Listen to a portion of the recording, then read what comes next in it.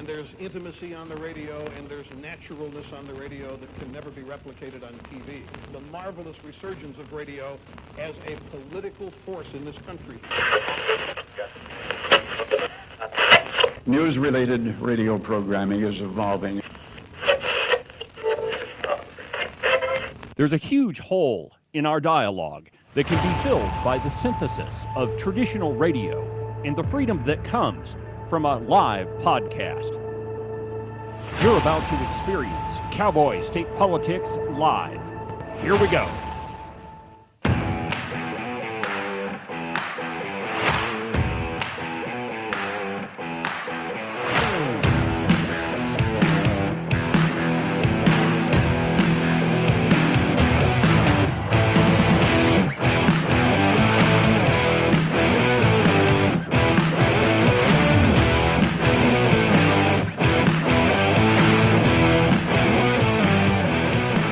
Good morning, my friends, and welcome to another incredible installment from very high above all the puerile and insipid forms of Wyoming mainstream media.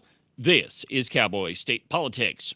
I, of course, am your illustrious host, David Iverson, firmly ensconced behind the silver Cowboy State Politics microphone and broadcasting to you from the base of the Bighorns at the Cowboy State Politics Studio in Sheridan, Wyoming. Good morning, my friends, and welcome to the program. Happy Tuesday. It never fails. When I'm doing show prep and I have a whole plan for the entire show, which, by the way, we have got a ton of stuff on the agenda. There was a crap load of news stories that came out. It was almost like it started Thursday, and it didn't stop all the way until this morning. And even so, this morning there's a lot of stuff coming out. So we've got a busy show for you today. Probably I'm thinking at the top of the second hour, we'll play a great interview with Dr. Taylor Haynes. Dr. Haynes is one of my favorite people to have on the program. And, just an interesting backstory about him. So in 1984, I think he said, he was recruited to come to Cheyenne, Wyoming to be a urologist. And at the time, he was the only black doctor in town. And just the way that he describes his experience, the way that he fell in love with Wyoming, I mean, it really is kind of heartwarming. But I decided to have him on the show because when he was running for governor, he had this idea that we should just kind of kick the feds out of the state. And at the time, everybody thought it was sort of a kooky idea.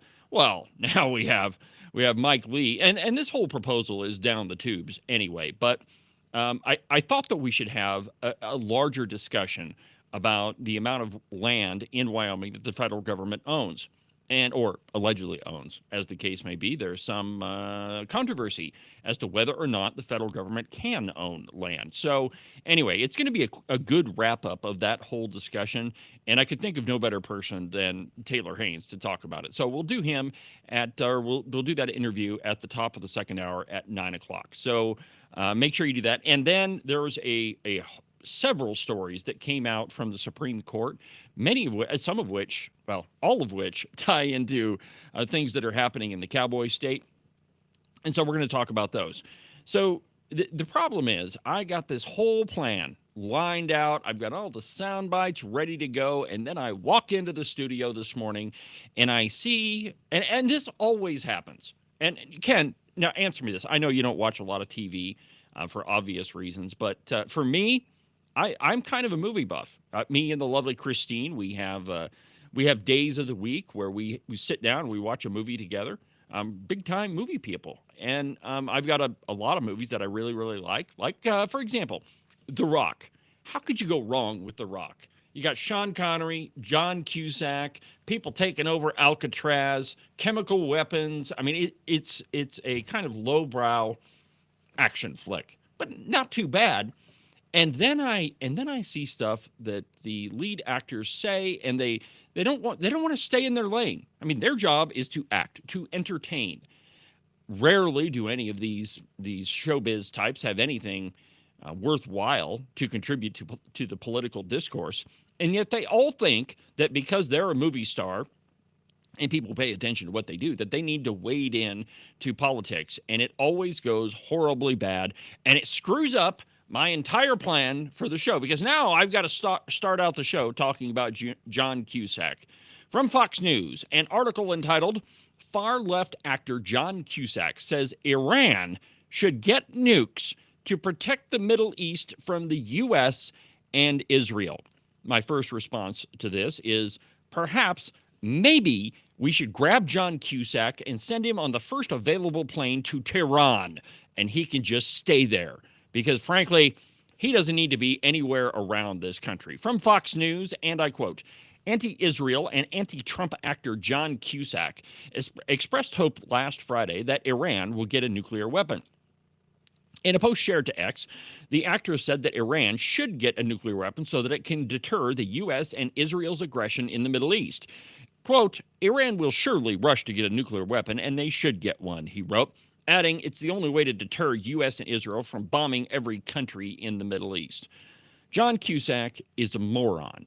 If Iran were to get a nuclear weapon, and this actually kind of ties into what we're going to talk about a little bit later on in the show, but if they were to get a nuclear weapon, there are two main targets. The first one will be the state of Israel. Iran has said on numerous occasions that they want to wipe Israel off the map, and they refer to Israel as the little Satan. Their secondary target will be the United States of America, or to put it in the Ayatollah Khomeini's language, the great Satan. And we're not dealing with a country that wants to just live in peace and harmony. And I mean, if they wanted to do that, the Islamists should have never taken over Iran in 1979, because that's exactly what they had. No. The Iran is run by radical Islamists, and I mean, they're evidently John Cusack doesn't have the intelligence to perhaps look up something before he opens his big wide trap. Because there again, he's an actor. He doesn't really have anything to do except for open his big wide trap. So I think we should just put him on the first available flight to Tehran and just see what his favorite country would do to him. What I've never been able to understand is why anybody gives a crap what he thinks. I know. There are so many people, they go out and they run to and get him. They're the Gail Simmonses on the national stand. Who cares what this person thinks? Well, a lot of people do, unfortunately. And this is the problem with a lot of these celebrities. Most of your voters are pretty low information type voters, though that's changing. I mean, I think if you look at the results of a lot of different elections in the last cycle, particularly in Wyoming, I think we could make the argument that there's a lot of people who are doing a lot more research, becoming way more informed, and making a lot better decisions with their ballot. But a lot of people still look to idiots like Taylor Swift and John Cusack and say, well, Taylor, Swifty Swift, she's going to vote for Kamala, so I think that I should too. I mean, that's the height of their political involvement or their political research or whatever you want to call it. So, I mean, yeah, unfortunately, people like John Cusack do have an influence, as small as it is. And I mean, it really is a shame that he talks so negatively about a country that made him fabulously wealthy, that only in America, could he do what he does and make a tremendous amount of money and be fabulously rich and be able to fly everywhere. Whoopi Goldberg. Yeah, great example. Jane Fonda. All of them made a tremendous amount of money in the entertainment industry, and it could only happen here. And yet they are the first people to say that capitalism and America are really a bane of the world's existence. I mean, it is absolutely infuriating. And I'm even more infuriated that I had to start out the program with this guy. And interesting, throw my screen up on the main viewer. So right up here at the top, it says Bill Maher endorses traditional parenting. Now, I haven't even listened to that video, but it shows up on the same page as this idiot John Cusack. And I mean, if we have Bill Maher coming back down to planet Earth, and Bill Maher's never been a radical leftist, but he is a liberal. But if he's the guy that's endorsing traditional parenting, and yet we still have this stupid headline here. So, I mean, anyway, far-left actor John Cusack, please get on the first available flight to Tehran and leave me the heck alone. Take Jane Fonda with you. Yes. Whoopi Goldberg, you should be, and I can't believe that I've ever said this before, but perhaps they should all follow Rosie O'Donnell's lead. We're going to need a bigger plane. We're going to need a bigger plane. All right, so let's talk about some stuff that actually matters. There were a lot of Supreme Court rulings that came out in the last few days, and one of them has a direct tie to the great state of Wyoming. Not that Wyoming was involved in really any way, shape, or form, but it's the ruling itself. From the Federalist, in a 6-3 ruling, Supreme Court affirms Texas's right to protect children from online obscenity. And let me just read the first couple paragraphs, and then we'll talk about it, because the Wyoming legislature passed a bill that it's House Bill 43 that pretty much does the exact same thing. But we'll talk about that. And just fortunately, Agent 29 is a legislator, so he can fill us in on that bill, how he voted, give us his thoughts on it, maybe, if he can remember. Anyway, from the Federalist, and I quote, "Obscenity is no exception to the widespread practice of requiring proof of age to exercise age-restricted rights," Clarence Thomas said. On the last day of its 2024 term, the U.S. Supreme Court ruled in a 6-3 decision along ideological lines to uphold a Texas age verification law aimed at protecting children from online obscenity.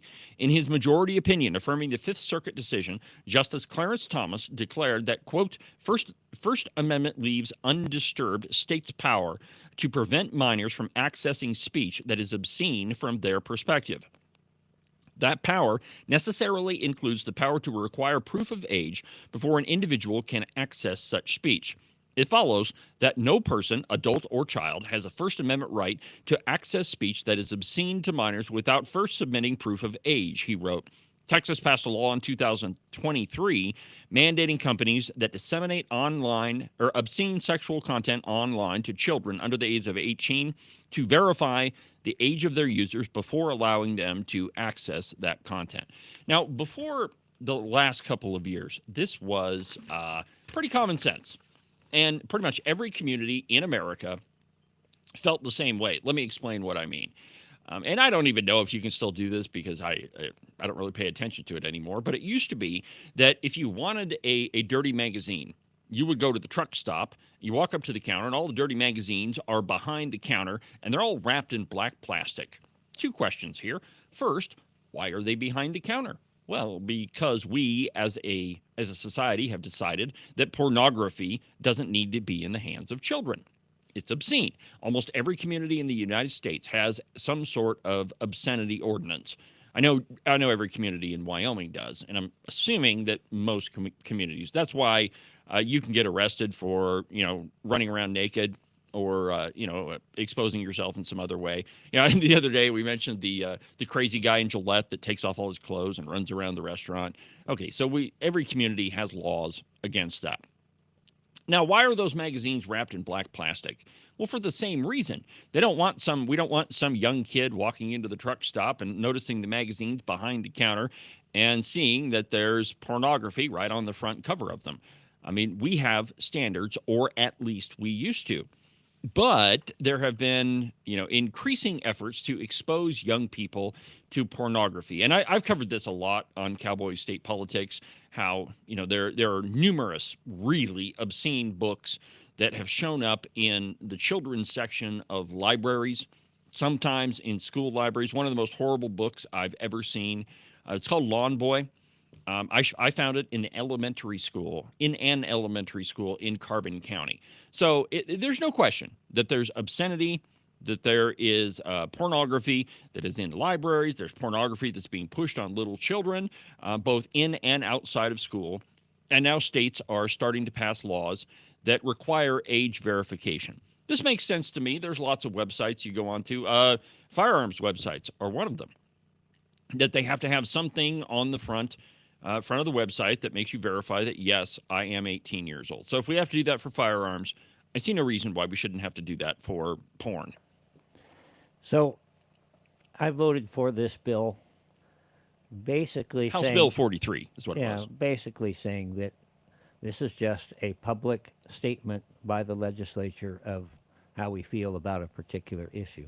My problem with bills and laws like this is they're totally unenforceable. It takes a lot to enforce them, for sure. is it actually going to accomplish anything with all the workarounds and technology and people just lying?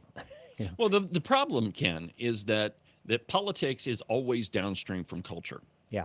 That we, as a legislator, you are always behind the curve, and so something happens. I mean, very rarely are you able to preempt anything. I mean, I would say almost When we do all the try, time. they tell us, "Oh, that's not happening in Wyoming. We need a Wyoming solution Yeah, for a yeah, Wyoming yeah, problem." exactly right. But Eh, the problem is that until something happens, I mean, but there's a good argument to say that we don't need that law. So really, a lot of what you do is reactionary, Yeah. and so laws like this, you're reacting to something that happens, Well, in a larger a culture. lot of laws like this are basically just stating what this culture approves of and does not approve of. It really is not going to fix anything. The same thing with marijuana laws. Anybody that wants weed is going to go get weed. Yeah, It, yeah, it just is there. But we as a society have chosen to say, not in Wyoming, for example.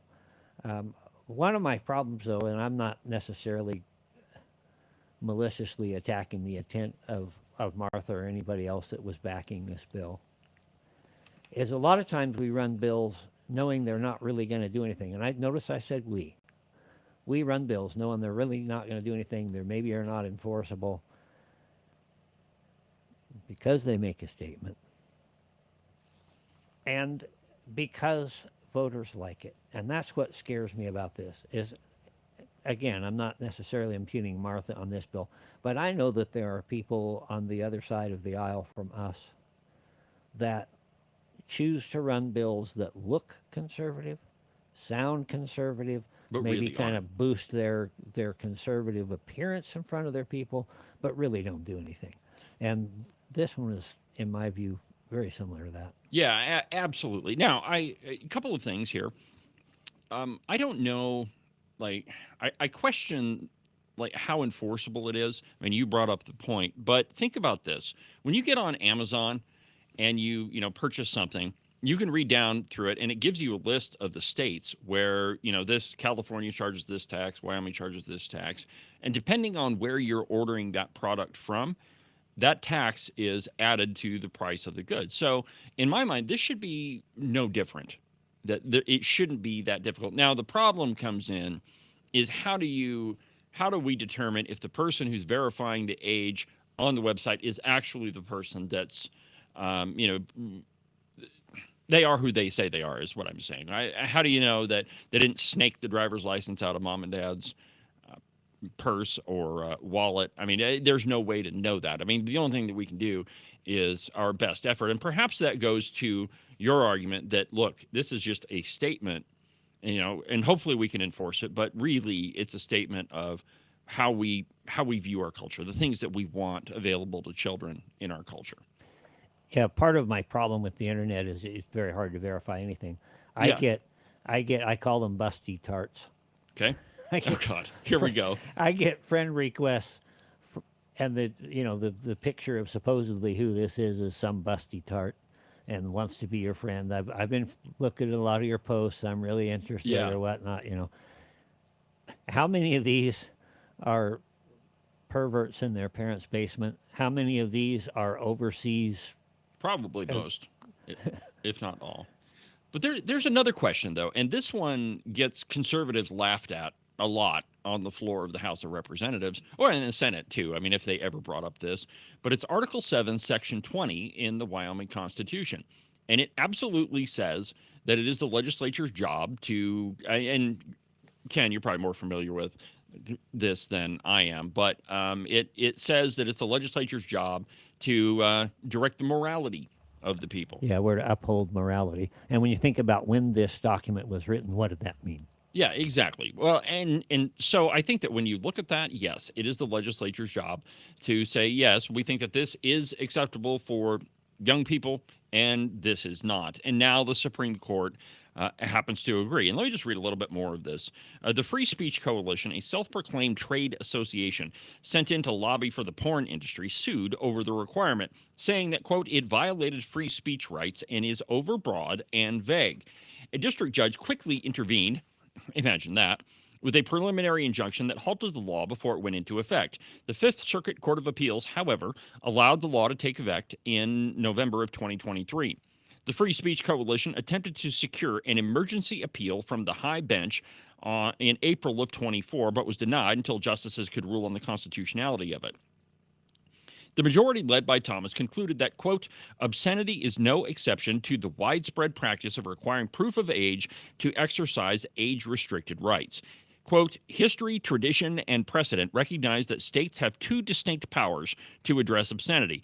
They may prescribe outright speech that is obscene to the public at large, and two, they may prevent children from accessing speech that is obscene to children, Thomas wrote. Now, the dissent, as Thomas pointed out in his majority opinion, however, expresses surprise that obscenity for minors is only partially protected speech for adults. Now, let me give you another argument as to why this law is absolutely appropriate. It all boils down to rights. And since we're talking about free speech rights, I think it's an appropriate discussion. Now, I'm a proponent of John Stuart Mill's harms principle, that your rights end where another person's begin. That really, you can do anything you want so long as you are not violating someone else's rights. So to put it in another way, your rights end at the tip of somebody else's nose.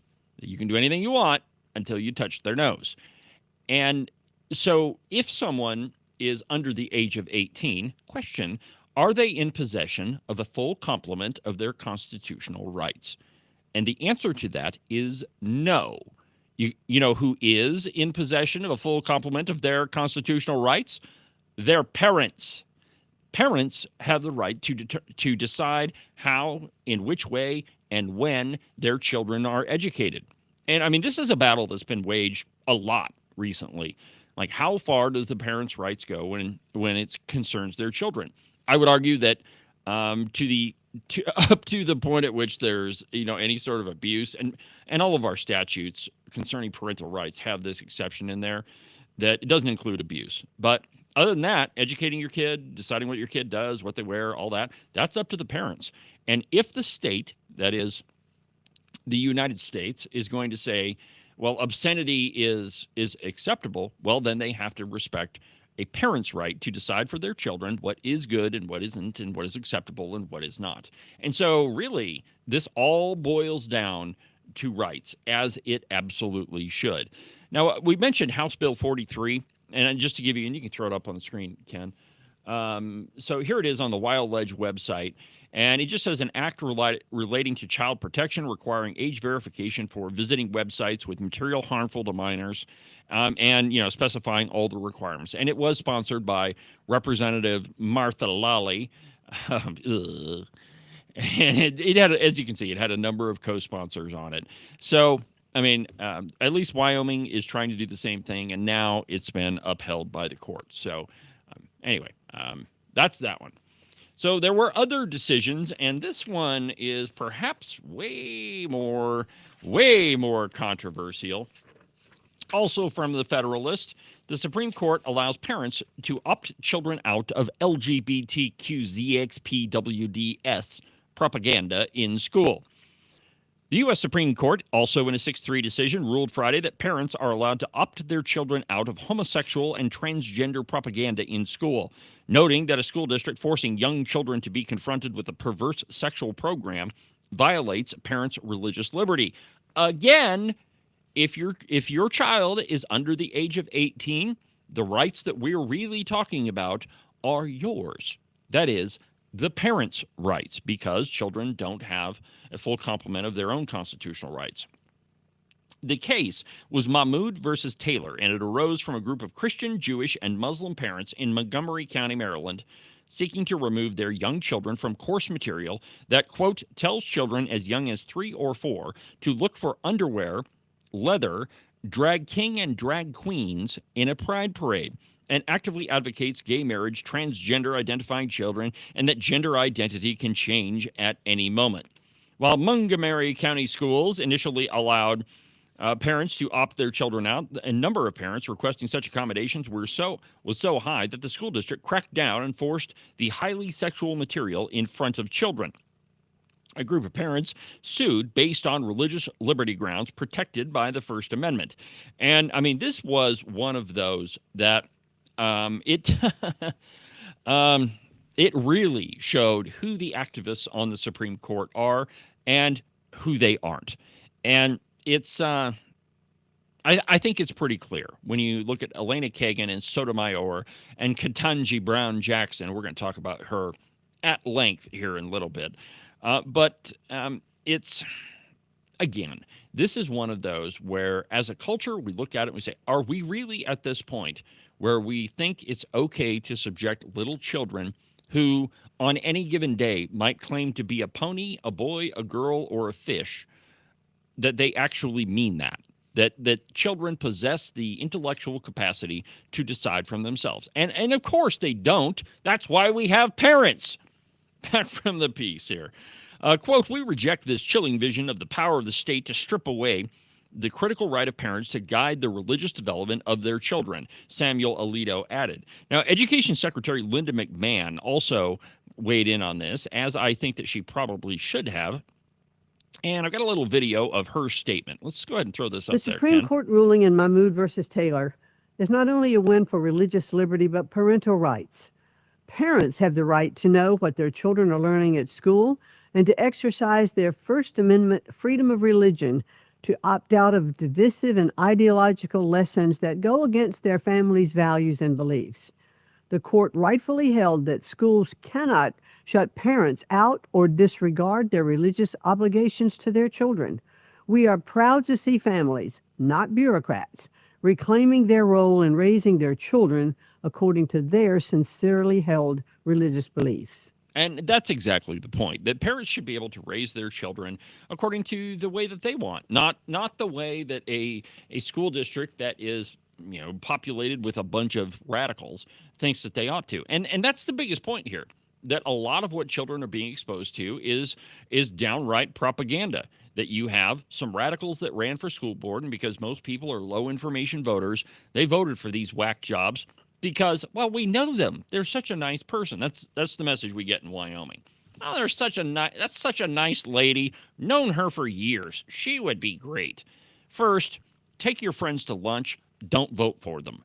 But I mean, that's how it happens. Radicals get on the school board, and then they're able to push a profoundly radical policy to indoctrinate your children. If you don't believe that, radicals get elected to the legislature, too. Look at all the Freedom Caucus folks. I've heard that. Yeah, we got to get rid of most of those. Not. But there are radicals. And a lot of them are not in the Democrat Party. I mean, there's the Democrat Party in Wyoming is not that big. Though, I would argue that they should not be underestimated. And if you want any evidence of that, look to how successful they were with Mike Lee's land swap, land sale bill. They were extraordinarily effective. And while protests happen on the Capitol steps all the time, if you're down there, well, during the legislature or any other time, pretty much once a week, twice a week sometimes, there's a protest on the Capitol steps. But the Democrats, Carly Provenza in particular, was able to organize a really big protest. Now, the news media said it was 400 or 500 people. Who knows if it was that many? The liberal Wyoming turkey vulture overestimates those things all the time. But so let's see here. Samuel Alito also noted that the captive nature of students, in the opinion, talking about the danger of undermining the religious beliefs of parents, that, quote, objective danger is only exacerbated by the fact that the books will be presented to young children by authority figures. So, I mean, we've got a lot of laws surrounding that, too, that if you're in the position of authority, you're policeman, teacher, principal, whatever, we tend to punish you a lot more severely if you harm a child.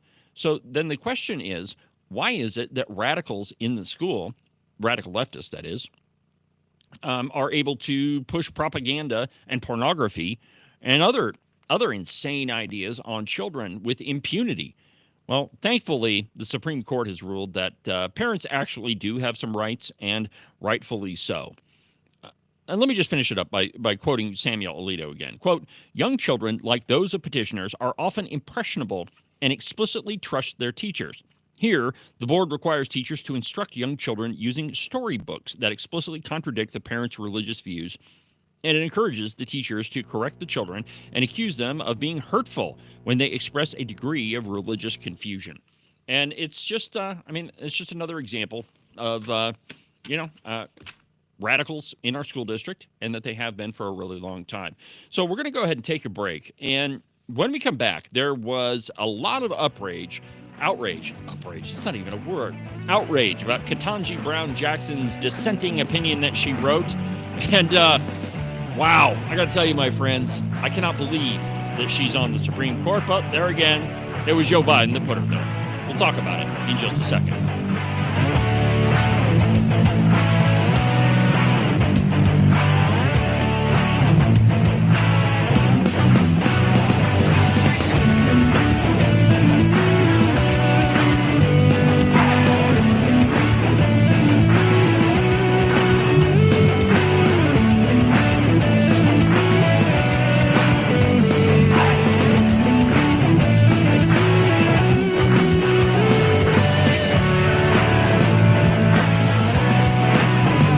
It's spring-ish in Wyoming.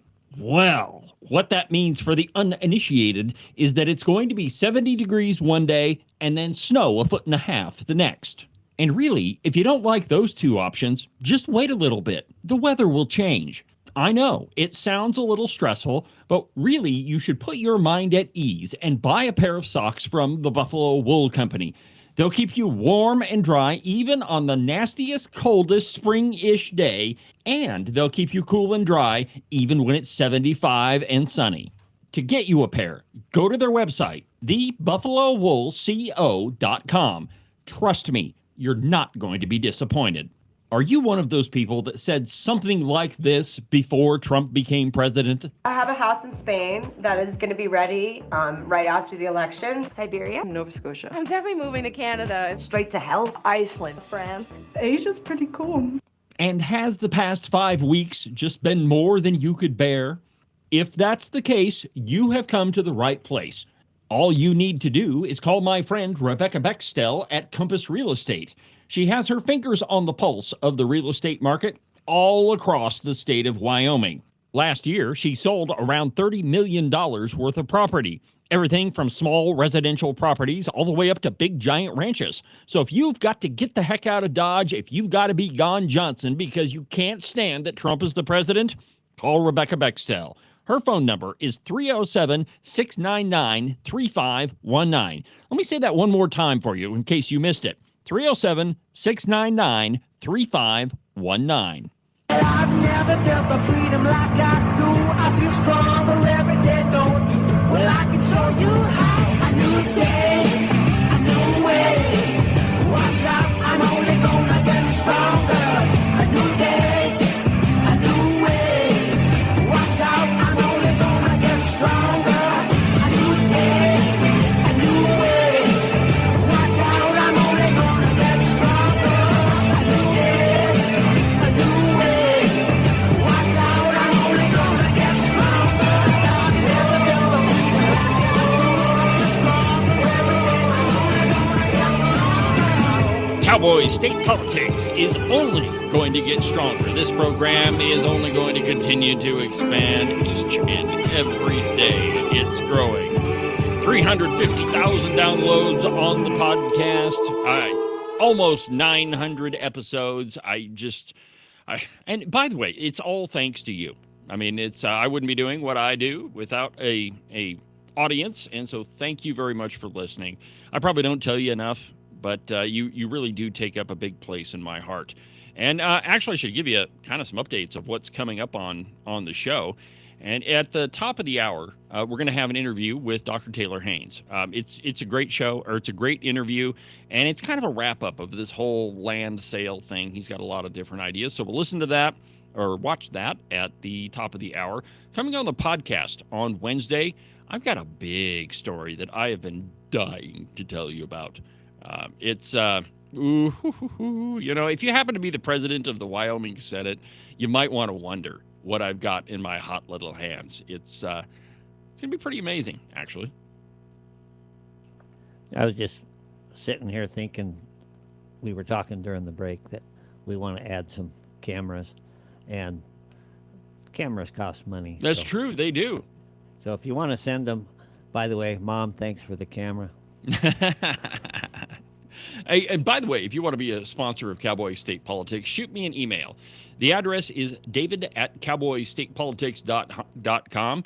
Nobody's going to beat my advertising rates, and I've got a statewide platform. And let's be honest, why wouldn't you want to advertise on this program? I mean, I don't see any reason why you wouldn't. So the address is david@cowboystatepolitics.com. And I'm telling you, my friends, you don't want to miss Wednesday's installment of the program. I've got a little piece of audio that, well, it turns out if you claim to be a conservative and you go somewhere else and say some stuff that is not very good, well, chances are it's also recorded. And that's exactly what happened. Now, Ken, I got to tell you, man, you should be careful being a legislator. I mean, there's cameras everywhere. You never know who's recording it and who's going to send it to me. You know, my answer to that is just tell the truth. Yeah. Well, you would think that would be a good policy. It's a lot easier to remember where you came down on something. Yeah, absolutely. And if you're doing stuff that personally enriches yourself, and you admit it, even if you're in another state, well, I got to tell you, that's not going to turn out so good for you. So that's going to be tomorrow on the podcast. You definitely don't want to miss it. Now, before the break, we were talking about all the Supreme Court decisions that came out, and there was one dissent that was written by Ketanji Brown Jackson that I'm telling you, I don't really understand why we put her on the Supreme Court. Well, actually, I do, because she was the first black woman justice. Go ahead and play cut number 1, Ken.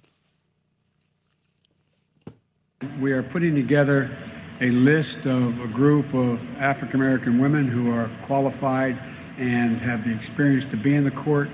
I am not going to release that until we go further down the line of vetting. The president has stated and reiterated his commitment to nominating a black woman to the Supreme Court, and certainly stands by that. I've made no decision except one. The person I will nominate will be someone with extraordinary qualifications, character, experience, and integrity. And that person will be the all right, I can't handle it. I can't take it anymore.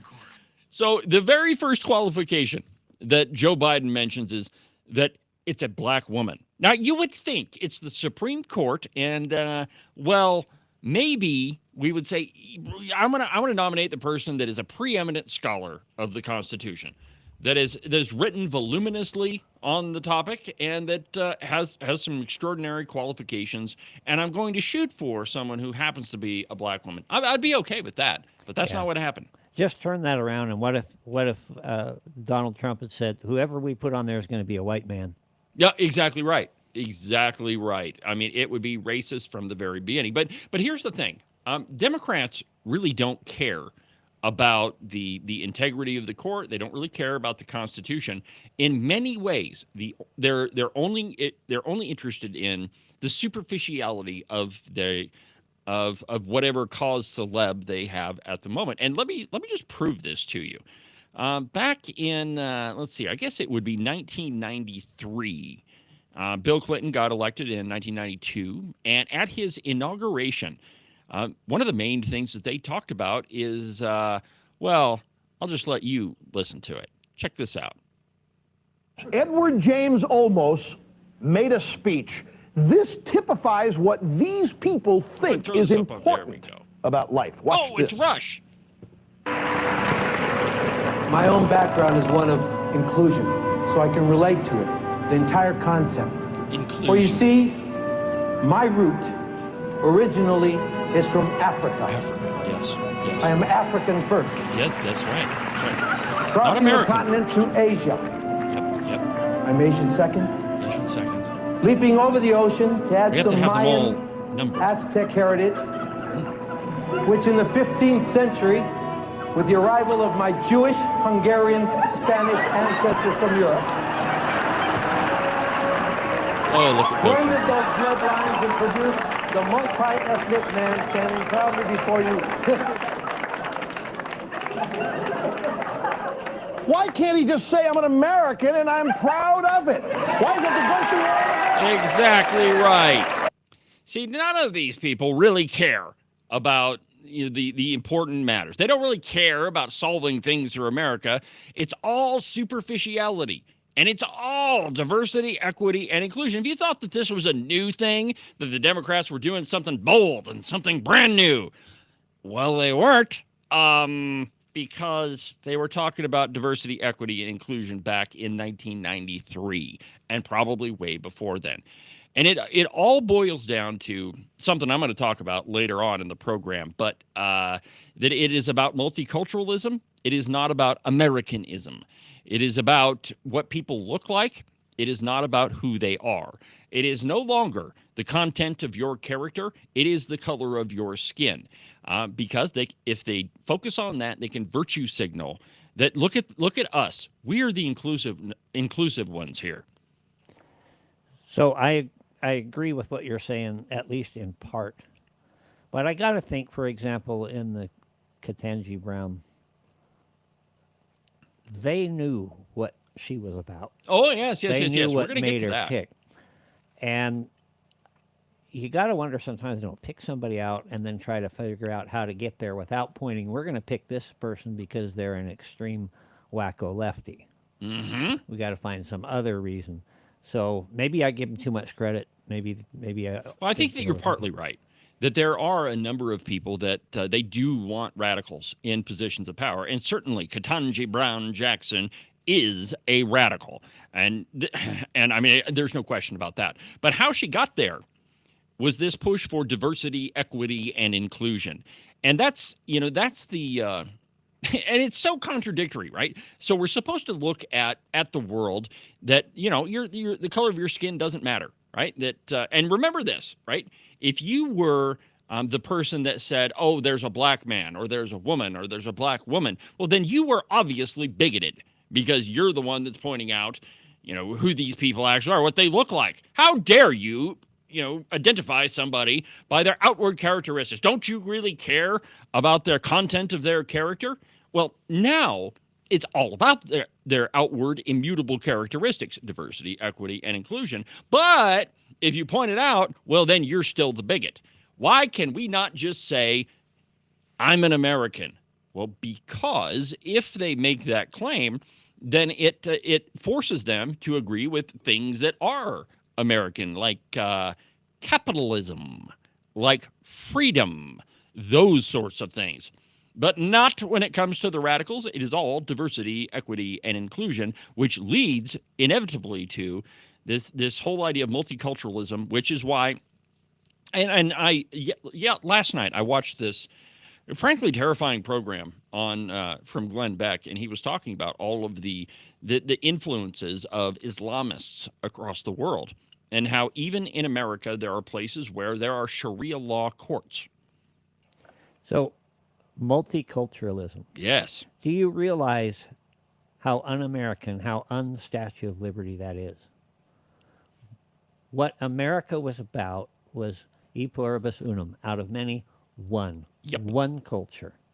And so multiculturalism is purely trying to tear that back apart. Exactly. And what it allows you to do is you have disparate cultures in a single country, and it really is an effort to fracture the entire thing. It's an effort to, the word I'm looking for is not categorize, but put in some sort of hierarchy. Which culture is more important than others? And think about this. How many times are white people denigrated in this country?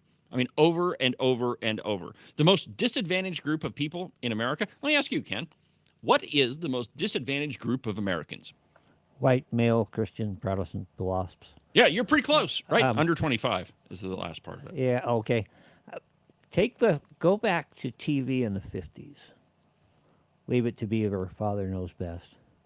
And then along came in the 60s, All in the Family. Mm. And immediately the one person you could always pick on was the patriarch. Yes. And he became the fool in virtually every sitcom since. And that's about the time that I quit watching TV. Yeah. Now, have you ever heard the phrase, brevity is the soul of wit? Have you ever heard that? No. Nope. just about every English teacher I've ever had has said, what you wrote was great, but redo it and half as long. Well, showing up on the screen, this is a count of all the words that were spoken in the first 8 arguments in the Supreme Court. And you'll notice that Amy Coney Barrett, 4,400, Sotomayor, 4,400, Eleni Kagan, 4,000, all the way down. Clarence Thomas, 96. But Ketanji Brown Jackson, 11,003 words. Because it takes a heck of a lot of words to explain bullcrap. And that's exactly. So during Women's History Month, we Lord. celebrate and we honor the women who made history throughout history, who saw what could be unburdened by what had been. Prices have gone up, and families and individuals Takes a heck of a lot of words to say are nothing. dealing with the realities of that bread cost.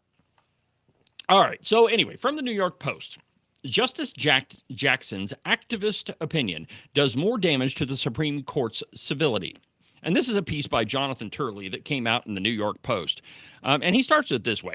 For most citizens, the release of Supreme Court opinions is about as exciting as watching paint dry, particularly in a case dealing with the limits of district courts in issuing universal injunctions. I'm sure you've heard about this one. This made big news because one of the main impediments to the Trump agenda has been super all-powerful district judges.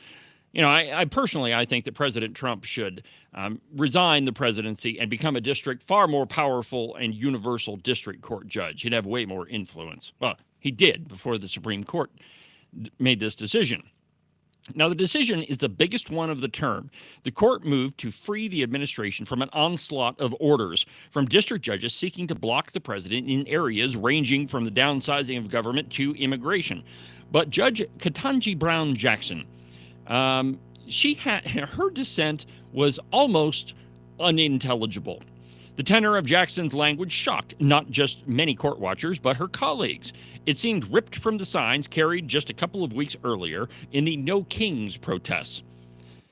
The court often deals with issues that deeply divide the nation, yet it tends to calm the waters by engaging in measured, reasoned analysis, showing the nation that these are matters upon which people can have good faith disagreements. But that culture of civility and mutual respect has been under attack in recent years. There has also been a change in the tenor in oral argumentation and opinions between justices. Now, Justice Amy Coney Barrett didn't pull any punches when describing the argument of Ketanji Brown Jackson. She clearly had enough with the self-aggrandizing rhetoric that was coming from Jackson. She delivered a haymaker in writing saying, quote, "Justice Jackson would do well to heed her own admonition. Everyone from the president on down is bound by law. That goes for judges, too." And she added, quote, "We will not dwell on Justice Jackson's argument, which is at odds with more than 2 centuries worth of precedent, not to mention the Constitution itself. We observe only this, that Justice Jackson decries an imperial executive while embracing the imperial judiciary." And just to give you an example of how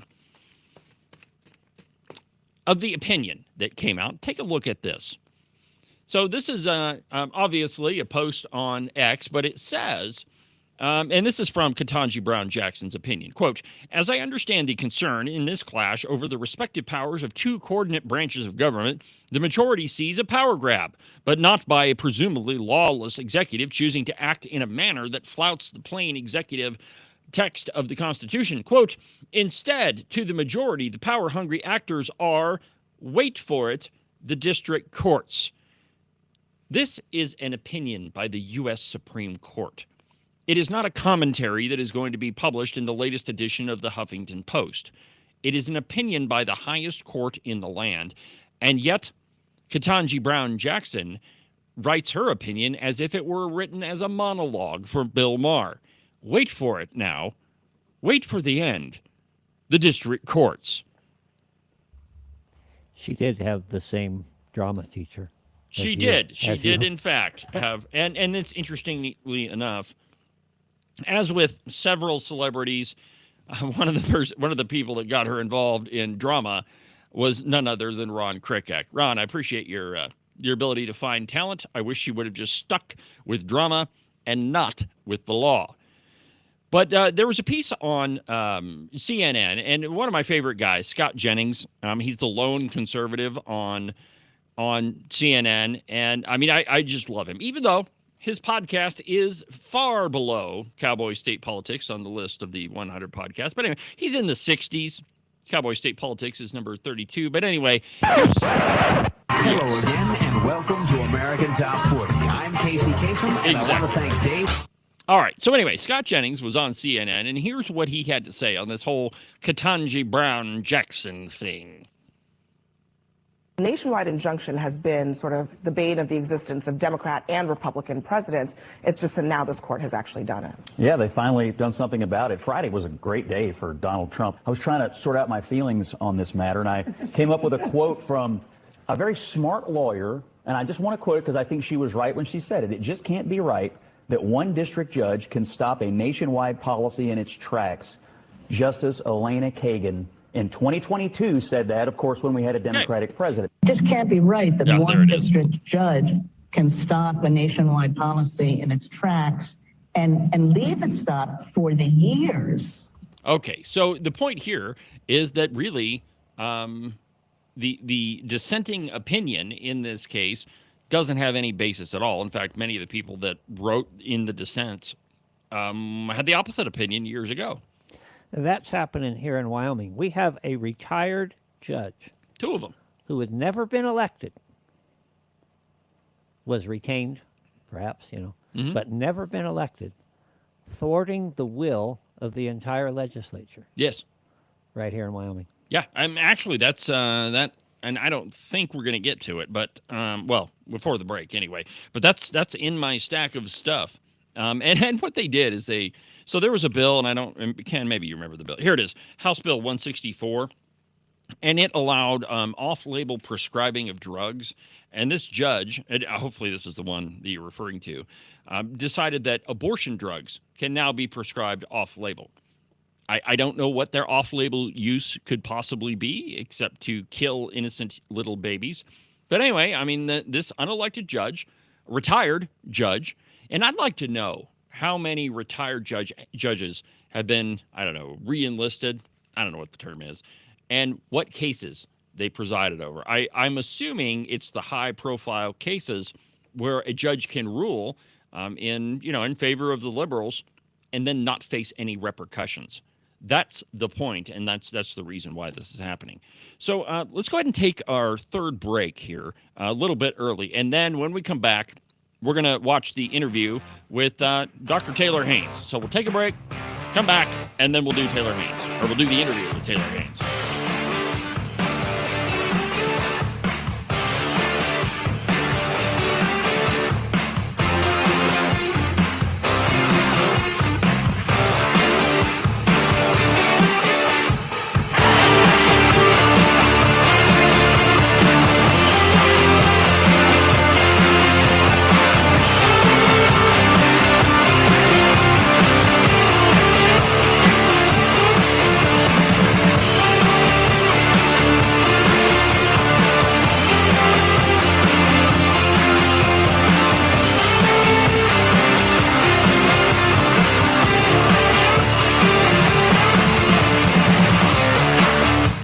U.S. Coin Capital, we hear from Americans across the United States who have a growing concern about the future purchasing power of U.S. paper money. Many Americans are looking for an alternative for long-term capital. For more than 35 years, the people at U.S. Coin Capital have educated American investors on how to properly accumulate United States gold and silver coins. Call us at 1-800-878-2646 or visit us on the web, uscoincapital.com. Make sure that you subscribe and follow the Cowboy State Politics podcast. You can do that from the website, cowboystatepolitics.com, or anywhere that you get your podcasts.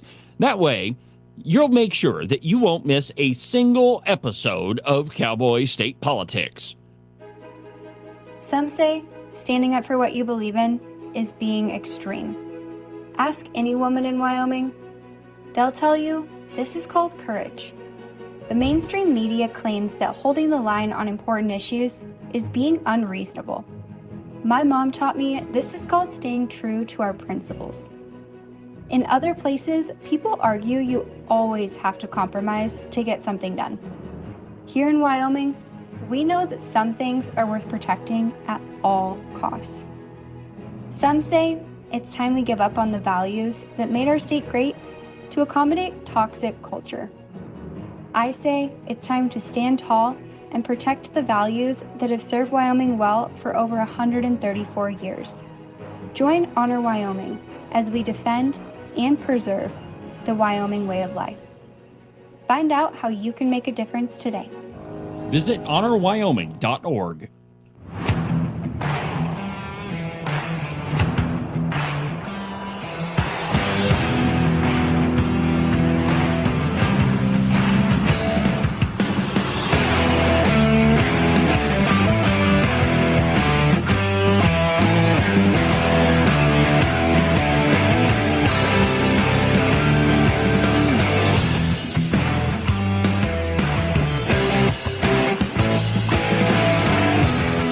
Welcome back to the program, Cowboy State Politics Live. I'm your host, David Iverson, documented to be almost always right 99% of the time. A record that silly show, the Cowpie, couldn't ever come close to. Welcome back to the program, my friends. Moving along on a busy broadcast 2 hours. Coming up in just a moment, I'm going to play an interview with Dr. Taylor Haynes, and it's basically a wrap-up of this whole land sale deal. And just if you're unaware, Senator Mike Lee had a proposal to sell off a small percentage of federal land. And I mean, there were a number of restrictions on it, but the left, wow, man, they were mobilized. They were ready to go on this thing. And quite frankly, if you need any evidence of why you shouldn't, underestimate the Democrat Party, this is it. They were on point in Wyoming with this thing, putting out false information, which is what Democrats typically do, maps that they pretty much made up that had nothing to do with the proposal. But anyway, no matter which side of this land sale thing that you're on, whether you were for it or whether you were against it, this is a very complicated issue in Wyoming because the U.S. government owns or operates, I shouldn't say they own, almost a little over half of the state of Wyoming.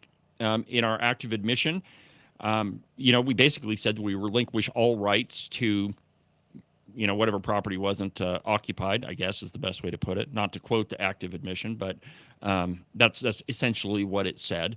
But the U.S. Constitution, Article 1, Section 8, says that the federal government can't own a whole bunch of property. And even so, there was a bill in the legislature about this. Ken?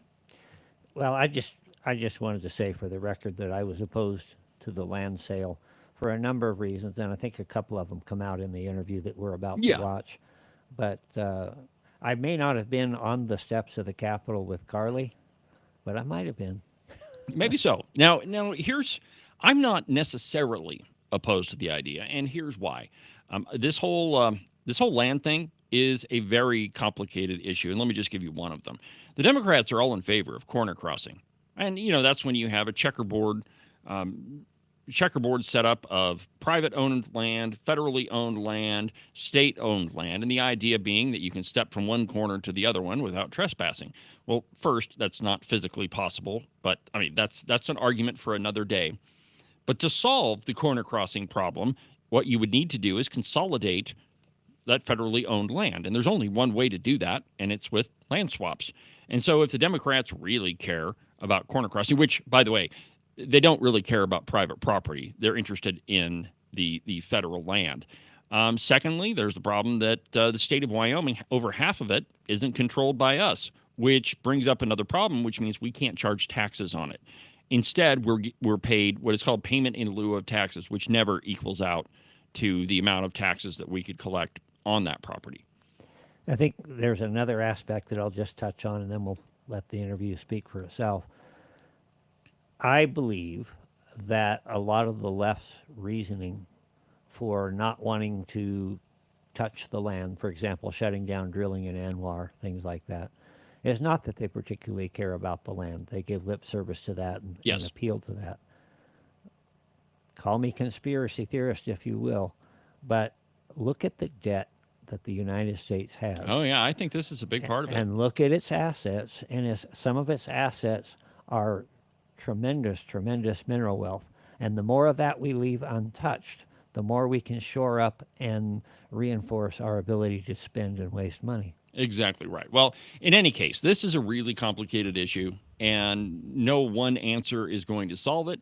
But I thought we should talk to the guy who had an interesting plan when he was running for governor, and that's Dr. Taylor Haynes. Here's this interview. It runs about 30 minutes. Joining me once again after a long absence is a good friend of mine, Dr. Taylor Haynes. Taylor, welcome back to the show. Thanks, David. Great to be here, brother. Well, I guess first thing, it's been a while since you've been on the program, so why don't you just take a minute or two and tell my audience about yourself? Well, basically, I'm a country boy from the woods of northwest Louisiana, born with a cowboy's heart, so I wound up in the cowboy state. I'm a board-certified surgeon, adult and pediatric urology, and a certified trauma surgeon, and an inspector and an instructor in advanced trauma life support for doctors. I've retired from medical practice, but I could go back, but right now they don't need me. My wife and I run a third-party administrator, which is an employee benefits company that looks like health insurance, but we are the administrators so that we're 15 to 20% cheaper than, say, standard traditional health insurance. And that keeps me busy between that, and I run a cow-calf operation, all natural grass-fed. And so that keeps me off the street, keeps the violent crime rate low. A few years back, I did run for governor several times to try and get a chance to enforce the Constitution in Wyoming, which would have been a watershed event, turns out, for the country. But I wasn't successful at that. But that's going to be on me and my wife. I wasn't a good enough teacher. I didn't tell the message strongly enough or what have you, but I didn't make it. Fair enough. Just a couple of quick things. I mean, I love having you on the show, and I always tell everybody, hey, you know, when Taylor says, hey, I've got a story about that, there's something cool that's about to happen. So real quick, just tell my audience about when you first moved to Wyoming. Okay. When you first showed up in Cheyenne. I was recruited actually by the medical community in Cheyenne. Basically, as a surgeon, when you say medical community, you were recruited by the offices of internal medicine, family practice, and those folks for some of the things I could do, especially in pediatric urology and urological surgery, so that kids didn't have to go to Denver. And I told my wife, my late wife at the time, I wouldn't live in Cheyenne if you gave it to me. And boy, she chastised me. She said, you've never been there. And so we come to Cheyenne, and it was love at first sight. And when I opened my practice, it again was love at first sight. The Wyoming people and people from the region, and in fact, people from as far away as Alaska, based on family and friends referrals, came to my practice. So I'm indebted to the people of Wyoming and in love with the people of Wyoming, and I can't imagine living anywhere else. And so that was like in the mid to late 70s, right? 84. 84, okay. All right, cool. George Orwell year. Well, the reason I wanted to have you on the program is Mike Lee has, I guess it's a bill, but really what it is a section in the big beautiful bill, and this has been a giant controversy in the state. The 2 episodes that I've done about it is garnered a lot of attention, and what it is the federal government it's proposed that the federal government will sell some of the federally controlled land. And there's a number of restrictions on it, but it has created a giant, I would almost call it a firestorm of, well, the federal government's going to sell off all public land, and I think that there's a lot of misinformation about it. But I also think that there's a bunch of stuff that people don't know about it. Why can the federal government even own land? Should we be selling? I mean, there's a lot of questions. So I guess where let's start is, if you could quickly explain what Mike Lee's proposal is, and then just give me your take on it. Okay, his proposal is to sell off a total of about 3 million acres in 11 western states. And his claim, or his justification for that, is that we need it for affordable housing. The hole in that justification is Some of the land he wants to sell off isn't near any urban developments. So I'm not quite sure how he connects those dots. Some say that the nidus or the catalyst for this is the fact that the city of St. George is somewhat landlocked by federally managed lands. And while I said federally managed lands, I want to delve into that just a bit. Sure. The federal government owns under the Constitution, Article 1, Section 8, Clause 17, they own 10 square miles of Washington, D.C., plus forts, magazines, arsenals, dockyards, and post roads. Okay, some of those terms don't mean much today, but we understand what Fort Douglas is, and we understand what U.S. highways are. And so those are the things they can own. Now, they can own more land if they purchase it, and the purchase is agreed to by the state legislature. Any other purchase is void and can be voided even after the date. So, first of all, when he says federal lands, he's creating the aura or fostering the misnomer that the federal government owns that land. They don't. And they can't under the Constitution. And that's one of the most dangerous parts of this. Then he does a little divide and conquer. Oh, we won't sell land that have grazing allotments. Oh, we won't sell land that has mining claims. Well, so he's trying to foster an argument between the federally managed land users, the allotment owners, and the mining claims. So we will fight the developers while they get this done. Let's not do that. Let's just get this stopped. They pulled it out of the bill in the House. Let's just get it pulled out of the bill now. But then you have to fix this so it doesn't happen again. The states, their governors, legislatures have to just assume management of the land that came to you when you became a state. Illinois did it in 57. Hawaii refused to come into the Union without it. So it can be done. So in Wyoming's Act of Admission, and I don't remember the exact language, but in the Act of Admission, it pretty much says that any land the state doesn't want reverts to the federal government, and there's some sort of language in there that says in perpetuity. So didn't Wyoming agree to give whatever land we didn't want back to the federal government? Well, and that was sleight of hand. And in fact, the nice thing about the way the founders wrote the Constitution is we would be advocating our constitutional rights, and you can't even give up your own constitutional rights, period. So that's all null and void. And there's even an article in the Wyoming Constitution that says those lands belong to the federal government. However, to become a state, the simple legal ground is this: to become a state, your Constitution has to agree in letter and in intent with the U.S. Constitution. And so giving that land to the federal government voids Article 1, Section 8, Clause 17 of the Constitution. So it's null and void. Now, how do I know that? And why would I dare come out in public and say that? Okay, when I did run for governor, and at one point I was doing well, in fact, leading in the primary the Republican primary in 14, I was approached by two groups of federal employees. The first group, Taylor, nothing personal, don't get angry. We want you to lose because I've been told if you win, I'm going to be transferred to X or to Y, and I don't want to go. I want to finish raising my kids in Wyoming. The second group, Taylor, we're campaigning for you all we can without getting in trouble because we know you don't have the staff to hit the ground running to fulfill the promise you're making. So we want to come to work for the state and finish our careers in Wyoming and continue to raise our kids here. So they know it can be done. And the key here, I didn't need to go to federal court or district court or anywhere else. And the other thing people can do to check what I'm saying, you can't find any ownership of federal land down at your county courthouse. So you can't. So first of all, it's our land. We should decide how it's managed. Even if we're just dumb cowboys, we should decide how it's managed. And so that's really my point, is to refute Mike Lee's claim of federal ownership. Fair enough. So would it be accurate to say, well, you might be in favor of transferring those so-called federal lands to state control, or do you even think that that's a problem in and of itself?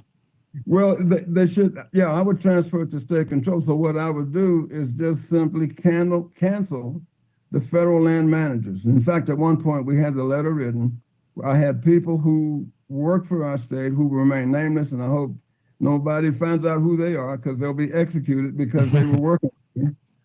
However, we would send registered letters to the affected agencies that of date certain, inauguration day, their management contract was canceled. And that's all you'd need to do. But like the people that were supporting me said, you need more staff than you have to hit the ground running. So yeah, you transfer the lands to state ownership. And the fear there is, and I've heard that from some people in the legislature, Taylor, it'll just be sold off. No, not with a proper constitutional amendment. It won't be sold off. And these are not state trust lands. Trust lands are a different kettle of fish. These would be state multiple use lands. Some of us are old enough to remember how well multiple use worked. So that's what they'd be. So, and this is a more complicated issue than I think most people realize, because when it comes to Wyoming, there's the problem that the federal government is in control of roughly half the state. So that's a problem. Second, we've got a bunch of checkerboarded land ownership across the state. And in some cases, there's federal land that's way out in the middle of somebody's private property.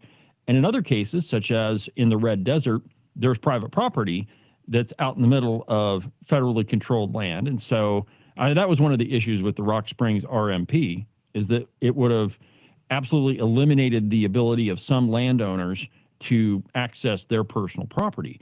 And so, isn't part of this to, and I think Mike Lee's proposal actually says it in the bill, to solve the checkerboarded land problem. I mean, that seems to be a big benefit. Not saying the rest of it's good, but that's a huge problem in Wyoming. It is a huge problem, and Mike Lee knows that. It's a problem in Utah as well, and in the other 11 Western states. He knows that. So again, that's where you introduce confusion, mixing facts with fiction. When you say, I'm going to solve the checkerboard problem, okay, how are you going to do that? Just how are you going to do that? And when you look at the proportionality, sometimes the private property is the majority, sometimes the federal management lands are the majority. So, and I would agree it would be great if you can solve that, and I would be, had I won, be willing to work on any proposals to be presented to the public about here's some suggestions of how we might do this. That's a huge problem. And since it's not just evenly distributed, that creates another issue, not only of how do you trade to get that done, what about access? How do you maintain access? Not just for recreation and for management, but what about for easements, for power lines, pipelines, railroads, highways? Those are huge problems. I'm not saying they're insurmountable. I'm saying that I think we could work it out at the state level, and I think we'd have to have the public involved, certainly the affected landowners, but also the general public. And because of that, that's a lot of meetings, a lot of discussions, a lot of demonstration on the ground. When Mike Lee says that, just like the part about we won't sell anything with a grazing allotment, or we won't sell anything with a mining claim. What a morass. What a morass. He's no dummy. So I don't know who's instigating this, but I know that it is a mess. And the first thing to do is to stop it. But stopping it is not the solution. The solution is to permanently control the land within your state. Now, one of the arguments that I've heard against this, and I don't really buy it, first because it's a logical fallacy, but second is that I just don't think that it would happen, is that this will set a precedent for selling off all public lands. And I think that there's a number, and I guess the person that comes to mind that wrote about this is Representative Carly Provenza. I mean, first, she's a radical Democrat, but second, her point is that, well, this is going to set a precedent where all public lands are going to be sold, and your favorite fishing hole and Ken's favorite hunting spot, all those are going to be sold. Well, the proposal in the big beautiful bill specifically says that can't happen. So is it setting a bad precedent? I mean, would that slippery slope actually happen? I don't see it from this bill because of the fact that it's stated they specify what they want to sell, okay, and for the purposes which they stated. However, the only bad precedent is to cement the idea that the federal government owns these lands. Even Trump, whom I supported and whom I support to this day, talked about housing developments on all of our federally beautiful federal lands. That doesn't work. That doesn't work. That's totally blatantly unconstitutional and against federalism. I understand the minds of developers. They want to play the middle, and we need those people that just build. But there has to be a check and a balance. I don't agree with Representative Provenza that, okay, this is it, they're all gone. No, no, they're not all gone. Great. But the precedent of who owns the land, is it really at what's at work here? That's the precedent.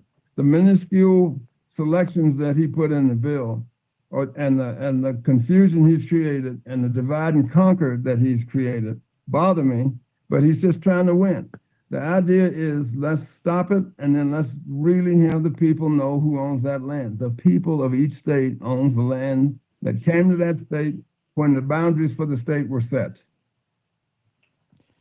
I had a little thought about that, and I've thought for a long time that a lot of the blocking of federal leases and other things like that are done to try to keep the land in a pristine shape so that, quite frankly, they're worth more to someone to whom we're indebted, the Chinese, for example. And I think that's also the part of the big push against our bills to try to stop that from happening. How much do you think this is affected by national debt? I know they go under the guise that, okay, we're going to, and this is where I think the slippery slope is, we're going to help out with the housing issue. Well, in the first place, that's not the role of government. Right. That they're intervening in them. But the secondary thing is, I think, and I think this is what you're onto in part, Taylor, they want to make it the norm that the federal government can sell this land, and now they've made it much more easily that we get ourselves in a little bit of a bind. We can sell off a big chunk somewhere, get a big chunk of cash, and kind of help us out. Does that make any sense to you? Well, I'm afraid it makes perfect sense to me, but I'll have to admit a bias. That I'd heard that undercurrent before I ran for governor the first time. And it was the thing that really pushed me to try so hard to become governor, because the way you keep them from selling the land to anybody, including the Chinese or whoever holds the debt, is for the state to own the land. And if the states all control their land, that's national security, because somebody sitting in an office somewhere in D.C. with no allegiance to any of us can try and do that kind of thing. As far as the debt we owe China, and the people buying our treasuries, we do have to honor that debt, but we'll have to honor it with growth, with surplus from the budget once we become common sense again, and we have to grow the budget by cutting spending, cutting out programs like you mentioned just before, not the function of government. That's really the problem we have with spending. We're doing things that are not the purpose of our constitutional republic. Exactly right. Well, I get it that we're definitely not in favor of Mike Lee's proposal. Now, let me throw you a little curveball here. He did bring up the whole checkerboarded problem, and one of the results we've seen of that is this whole problem of corner crossing. Corner crossing comes about because we have this checkerboarded pattern of property. Now, Taylor, you're a landowner. You've got a ranch that's, one of the more unique ones. It's right on the Colorado line. What's your? We know that this isn't the solution, but what's your idea to handle this whole corner crossing issue? Well, it went to the courts, and that's fine. But I think a couple of things, and coming back from my childhood, when I was a boy, we had a small farm. I hunted and fished on farms all around us by being asking permission and being respectful. I think the solution is for us to become respectful of each other. Somebody, and people do corner cross on us, and they ask permission, and they're careful, and if there's gates involved, they treat the gates like they should. If they're closed, they close them. If they're open, they leave them open. I think that's the solution we have to get to, but from the government's point of view, I think if someone clearly isn't trespassing, isn't causing damage, when you get down to the pure corner, how do you get across that if it's fenced? I mean, I think I met one guy who actually used the helicopter to access Okay, that's an extreme demonstration of wealth is what that is. Most people can't do that. But I think the only way to work that out amiably is to have those folks contact the landowner and then have them make an agreement and respect it. As a landowner, I've experienced resentment because of the public land I manage. But what I do is we try and have a conversation that makes sense. And we try and give you the benefit of the doubt and give you a chance to be disrespectful when you have the opportunity. And so that's really how it has to be handled, because I don't see the government can come up with a solution without creating some sort of right-of-way, which, if you think about that, the four corners of each section, that's impracticable, it's unworkable.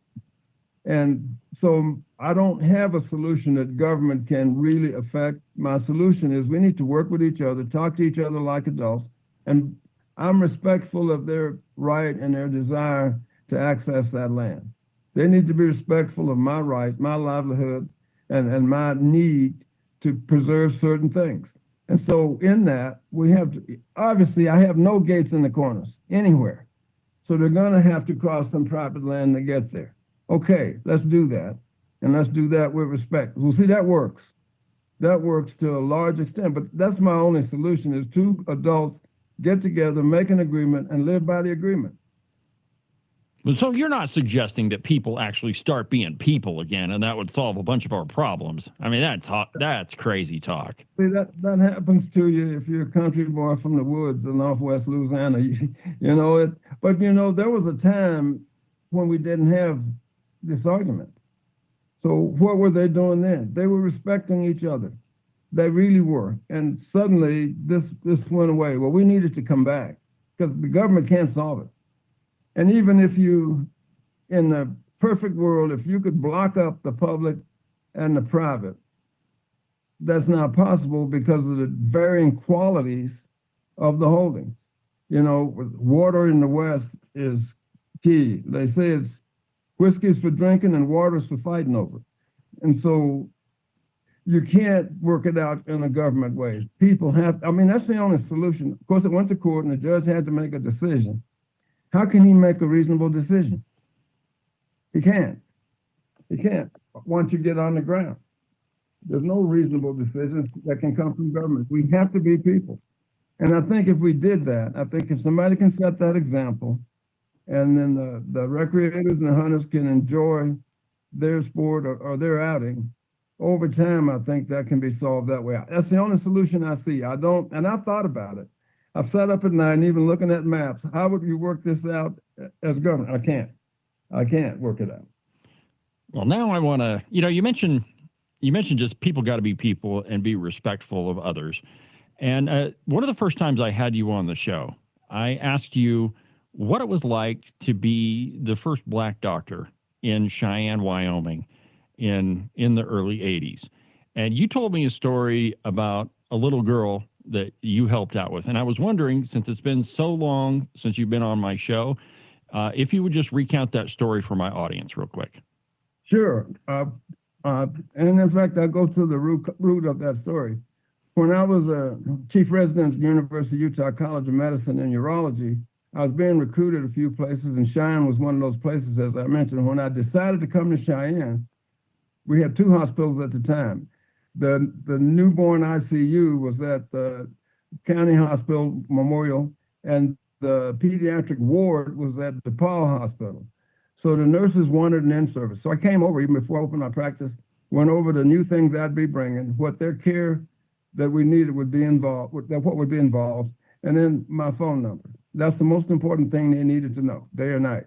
So then I get to Cheyenne, about 6 months in practice, little girl is born with a serious birth defect, we'll say.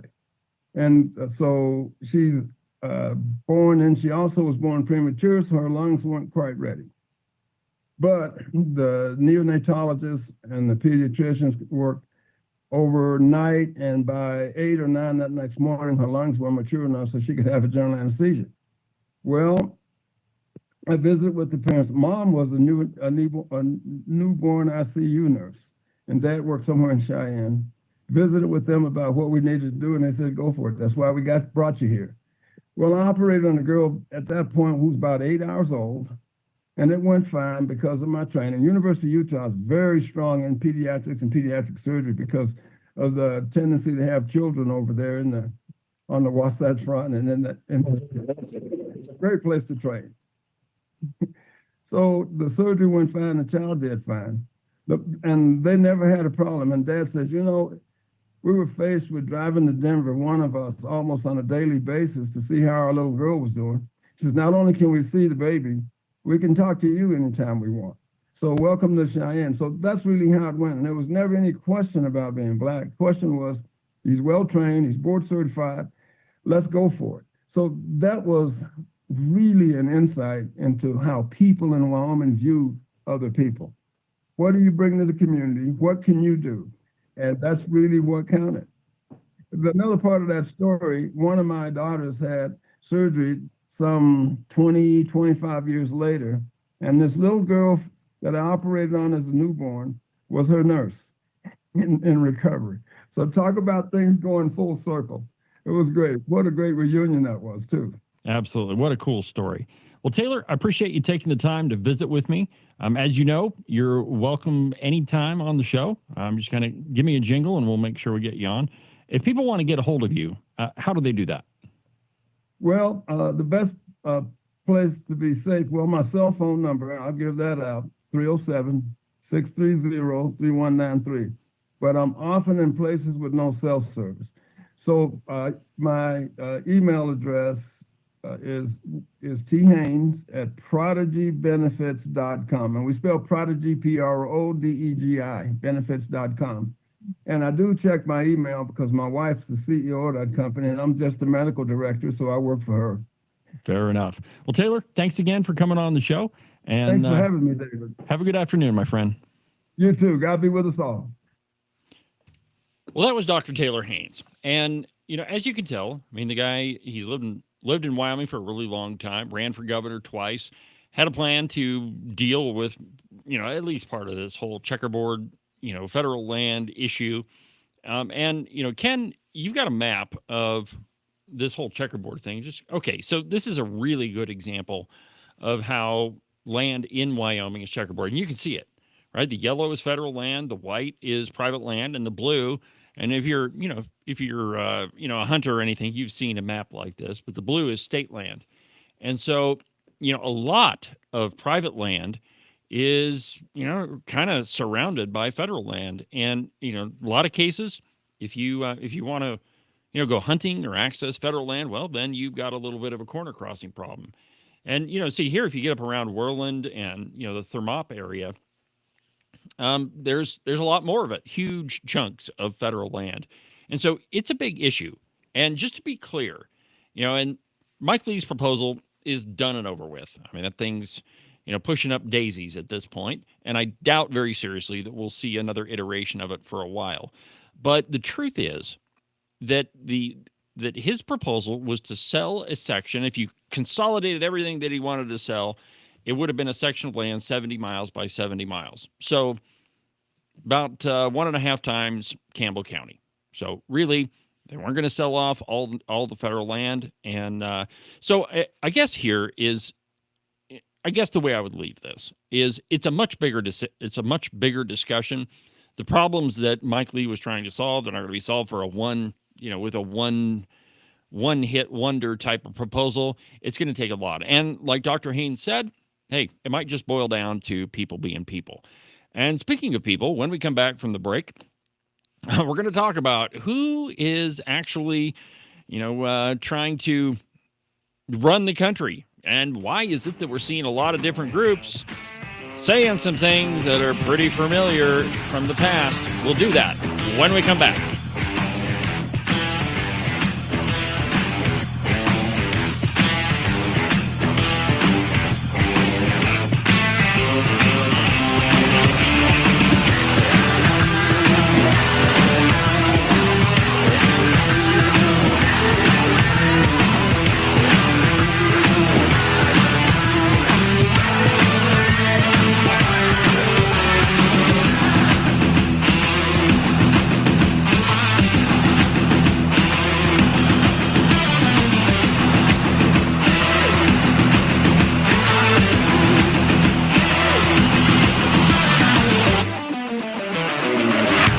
are listening to Cowboy State Politics Live.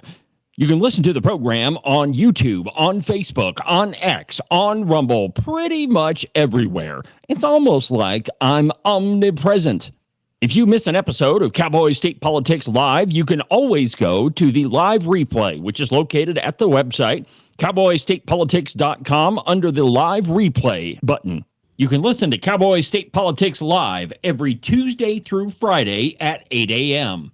You can listen to the Cowboy State Politics podcast anywhere that you get your podcasts. iHeartRadio, iTunes, TuneIn, really any of them will work. But the easiest place is just to go to the website, cowboystatepolitics.com. There you can find all of the shows, as well as any of the articles that I might bring up during the course of a program. That way, if your name is Joe Biden and you can't remember if you had your pudding today, well, I probably can't help you with that, but I can definitely tell you why you should have never ran for president. And now, back to our program.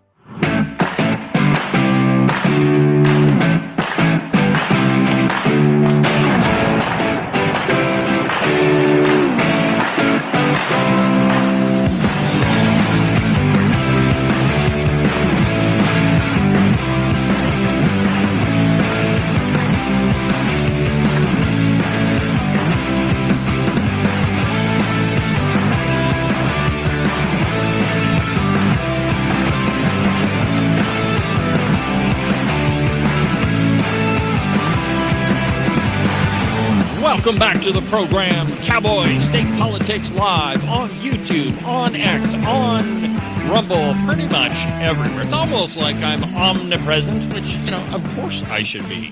Why wouldn't you want to listen to Cowboy State Politics? I can't think of a good reason, unless, of course, you're, a radical leftist and you don't want to be proven wrong all the time. Well, welcome back to the program, my friends. I have played for you several times of this Mamdani guy, Mamdani is his name, saying that he doesn't like capitalism. And you would think that if he was a politician that was running for office and he said something that, maybe wasn't exactly what he meant, or, he misspoke, or oopsie, shouldn't have let that one out of the bag, that he would back up a little bit. Nope. He has continued to say things that are pretty radical, I would think. So, for example, play cut number 3. When people say democratic socialist, right? And I'm curious what you think this means. I mean, do you like capitalism? No, I have many critiques of capitalism. And I think ultimately the definition for me of why I call myself a democratic socialist is the words of Dr. King decades ago. He said, call it democracy or call it democratic socialism. He's just explaining now. But do you like capitalism? No. I have lots of critiques of capitalism. So this is language that we are not used to hearing, and it is also stuff that sounds pretty inviting if you're a super rich elite that you've been listening to political theory from left-wing professors in your little social club, and essentially that's what happened during the Democrat primary in New York. Only a very small percentage of people actually voted for this Mamdani guy.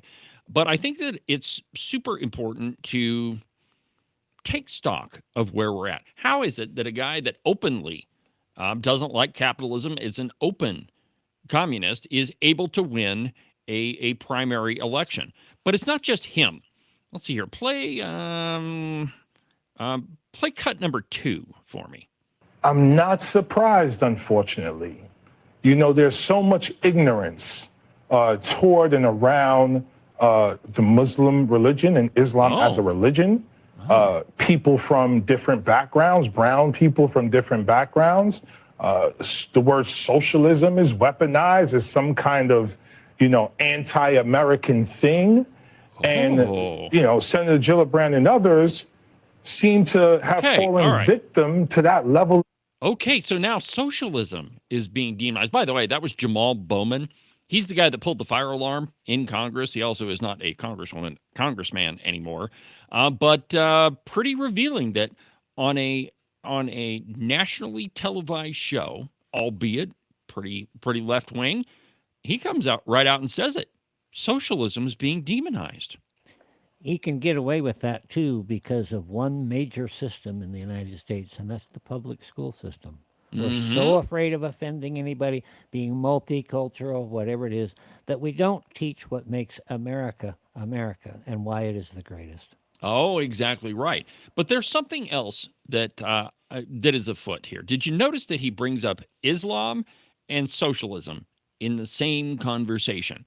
Well, I've been telling you for a while that one of the reasons why you see the LGBTQ ZXP folks aligning with Islamists. What? Now, why is that? I mean, if those folks were over in Tehran right now, they'd be quickly thrown off of a building.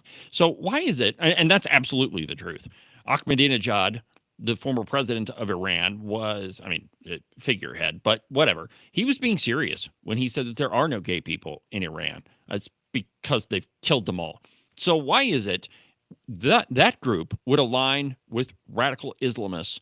And why is it that they would align with socialists? You heard Jamal Bowman. Well, let's just, you know what? Let's go ahead and play cut number. Maybe I don't have it here. Oh, maybe I've got it right here. So this is kind of a long piece, but Zoran Mamdani was asked 3 separate times to denounce the phrase, what is it? Oh, it's the intifada. Globalize the intifada, or, from the river to the sea. He was asked 3 different times to denounce that one, and he wouldn't do it. Take a look at this. Give you an opportunity to respond here and now. Do you condemn that phrase, globalize the intifada?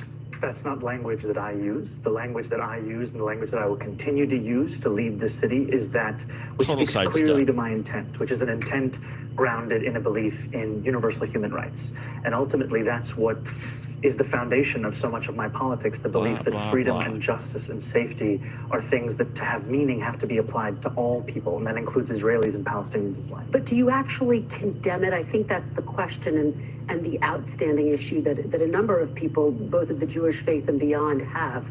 Do you condemn that phase, globalize the intifada, which a lot of people hear as a call to violence against Jews? I've heard from many Jewish New Yorkers who have shared their concerns with me, especially in light of the horrific attacks that we saw in Washington, D.C. and in Boulder, Colorado, about this moment of anti-Semitism in our country and in our city. And I've heard those fears and I've had those conversations, and ultimately they are part and parcel of why in my campaign I've put forward a commitment to increase funding for anti-hate crime programming by 800%. I don't believe that the role of the mayor is to police speech in the manner especially of that of Donald Trump, who has put one New Yorker in jail who's just returned to his family, Mahmoud Khalil, for that very supposed crime of speech. Ultimately, what I think I need to show is the ability to not only talk about something, but to tackle it and to make clear that there's no room for anti-Semitism in this city. We have to root out that bigotry, and ultimately we do that through the actions, and that is the mayor I will be, one that protects Jewish New Yorkers and lives up to that commitment through the work that I do. But quickly, for the people who care about the language and who feel really concerned by that phrase, why not just condemn it?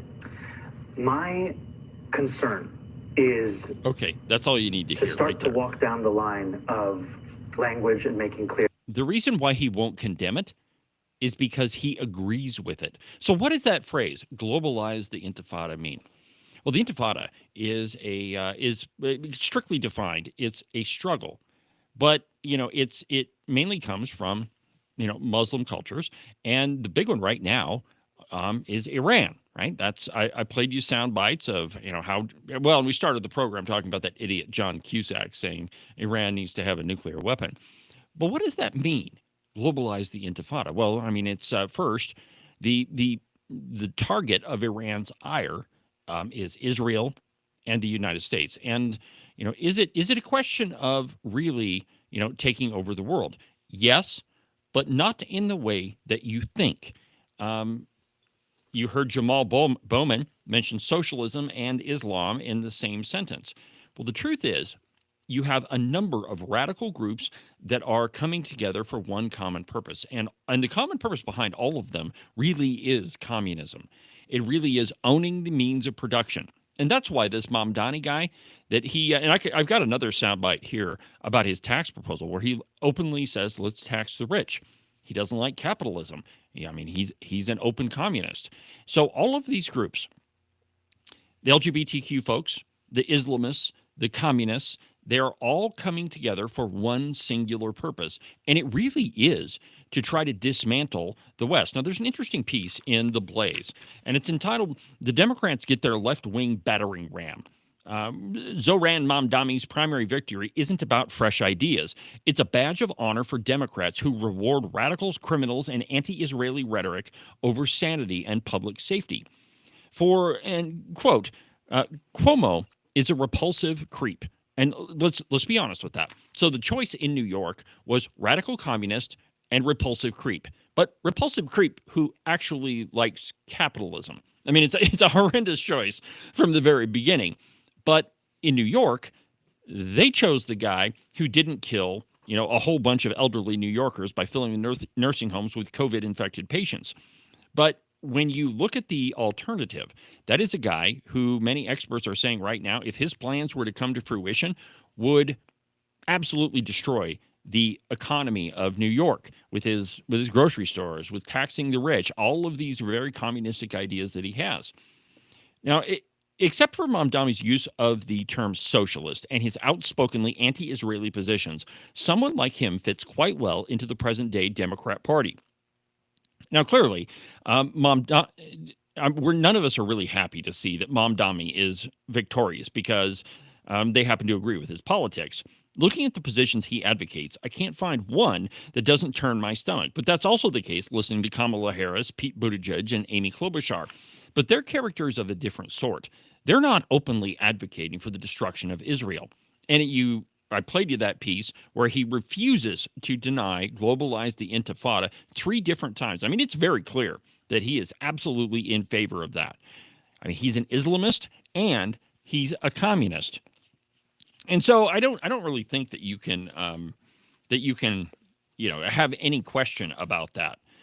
But you see, the Democrats, they kind of have a critter of a different sort on their hands. He is not just the big government, big spending liberal like most of them are. He really is a fundamentalist that does want to dismantle Western civilization. And if you look at what happened in Iran in 1979, and this is kind of the point that I'm getting to, is that in pre-1979, Iran was a pretty open culture. They had nightclubs. Music, dancing in the street. Women didn't have to wear a hijab.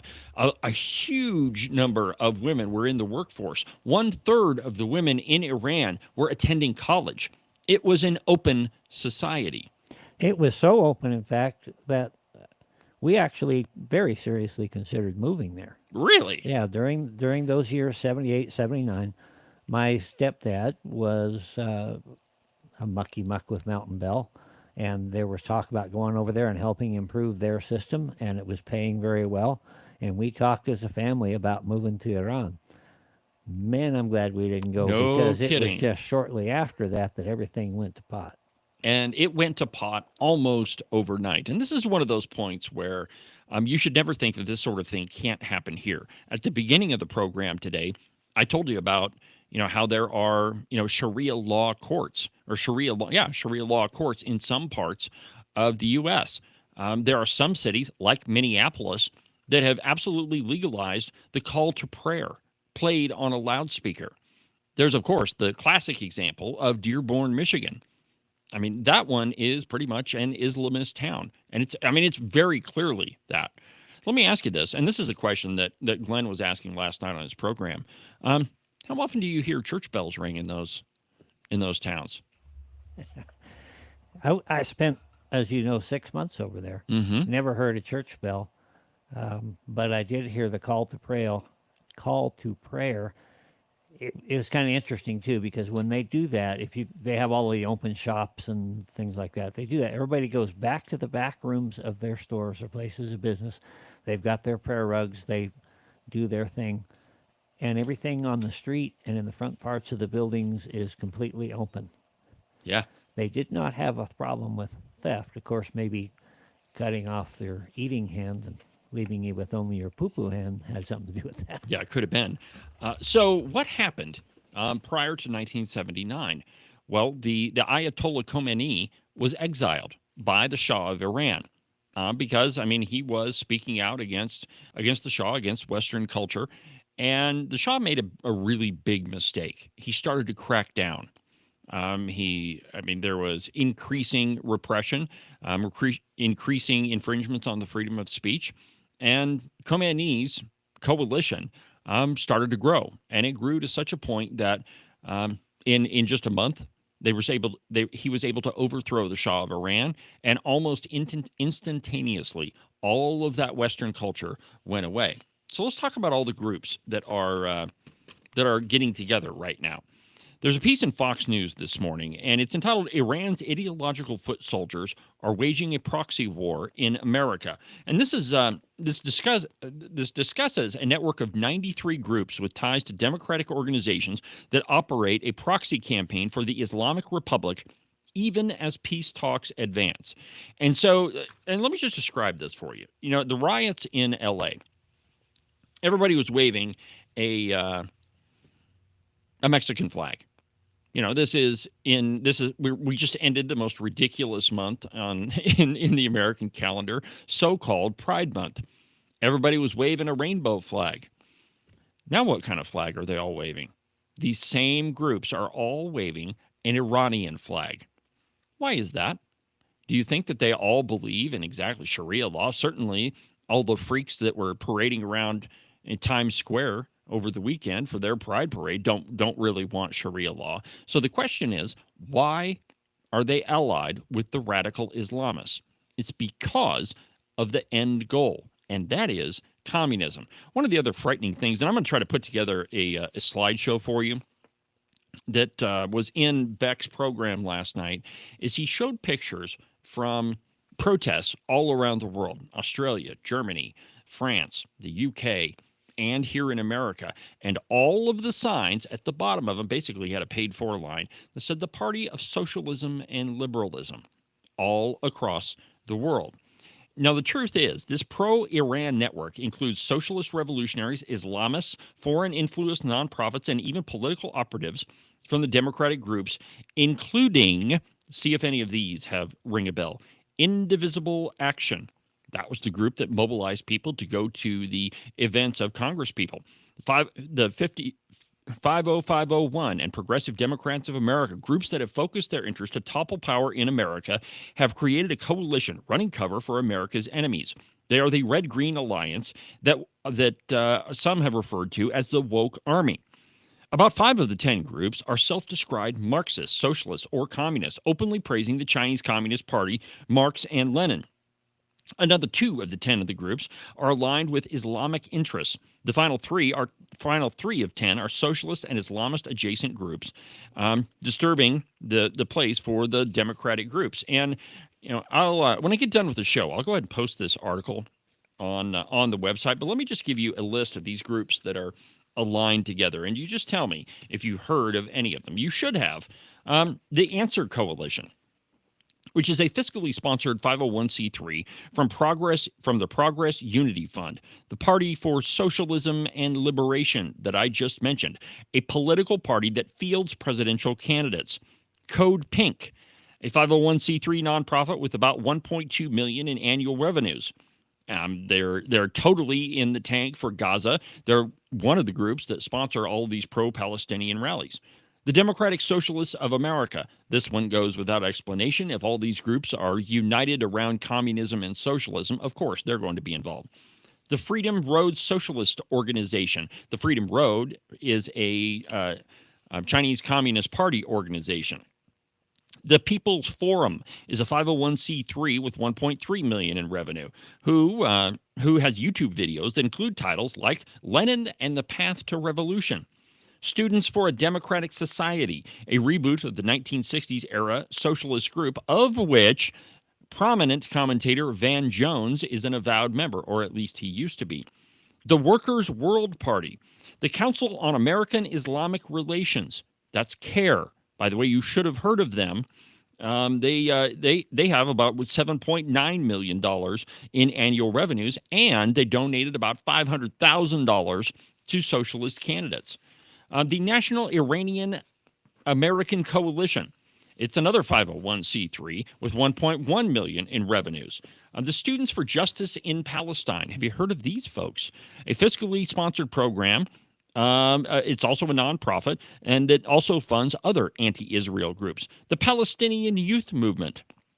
The U.S. Palestinian Community Network, a Chicago-based organization at the hub of fierce anti-Israel protests in the Windy City.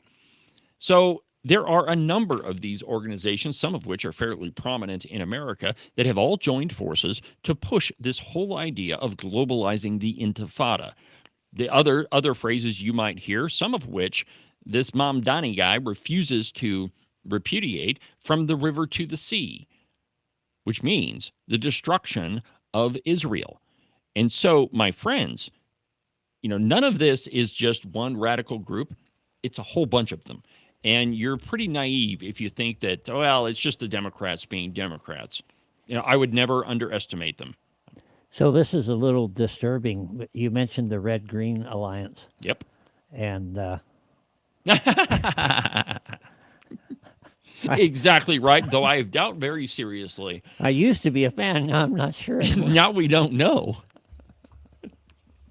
Well, the truth is, my friends, that none of this should be underestimated. I mean, it is all for one singular purpose, and that literally is the dismantling of our Western civilization. If you look to countries like Canada or England, or Great Britain, or whatever it's called, France, Germany, the population of Islamists is increasing exponentially. And in some cases, there's some great videos that I watched last night in doing show prep for this, that there are Sharia law courts that are set up in neighborhoods in Great Britain to tell people, well, you can't wear a dress that's showing your knees. You can't be drinking in around here. It's a Islamic neighborhood. No-go zones. Yeah, you got those. Another interesting way to kind of monitor this is there are lists that come out every so often about the most popular baby names in America. Mm-hmm. And look down the list of names. It's a little bit chilling. Exactly right. And, this is one of those things that is kind of a slow creep. It's, gradual for a really long time, and then all of a sudden, as George Bernard Shaw would put it. But I'm going to continue following this because, when you've got this Mamdani guy who, he's definitely the most prominent Islamist communist that's ever been anywhere close to a major election. And so I'm going to keep watching it, and I'll keep you updated on it. And let's see here. What else? I've got some other stuff here in the stack of stuff. So the Dukes of Hazzard is back.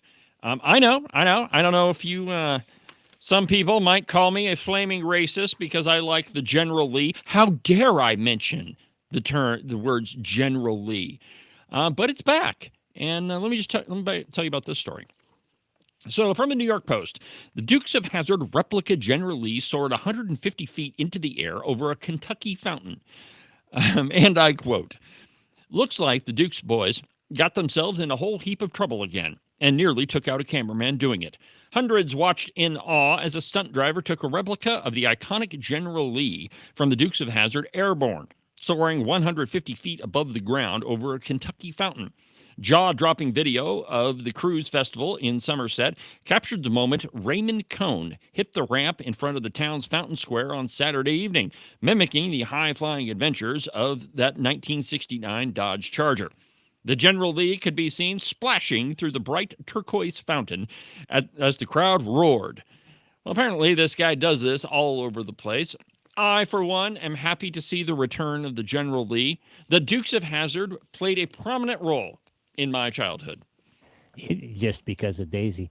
But, yeah, well, that's true, too. Who could forget Daisy Duke? I don't know whether you watched the actual video, but when that thing lands, we are one less 69 General Lee. Yeah, it pretty much gets destroyed in the end. And I forget the number of 1969 Chargers that got destroyed in that television show, but it was a lot of them. Evidently, this guy travels around the country putting on displays like this, and I just love to see it. I think it'd be fun.